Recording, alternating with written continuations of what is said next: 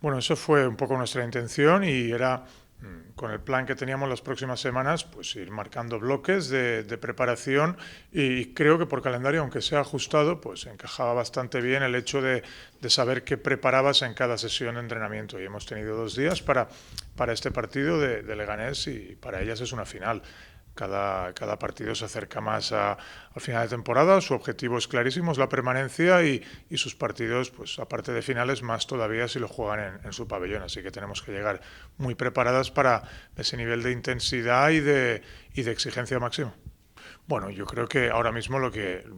hemos podido gestionar son días de preparación para ese cruce de Euroliga, así que estábamos pensando solo en Leganés y después ya tendremos tiempo de hablar de esquí o de prepararnos, de hacer scouting. Esas 2 sesiones han sido totalmente de recuperación física, de crecimiento nuestro como equipo y de scouting y preparar un partido que, como te decía, para ellas es importante, para nosotras también, porque si queremos mantenernos en las primeras posiciones, que todas las victorias van a contar en estos pequeños márgenes en los que nos movemos. Bueno, Keralt estaba ya apta para Tenerife y pensamos que era mejor alargar un poco su descanso, entre comillas, porque los entrenamientos ya los está haciendo al 100% y estará apta para el partido.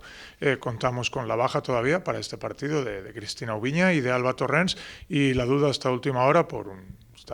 proceso de enfermedad de Mari Gulic, que no podrá trabajar con el equipo y veremos si puede disputar el partido.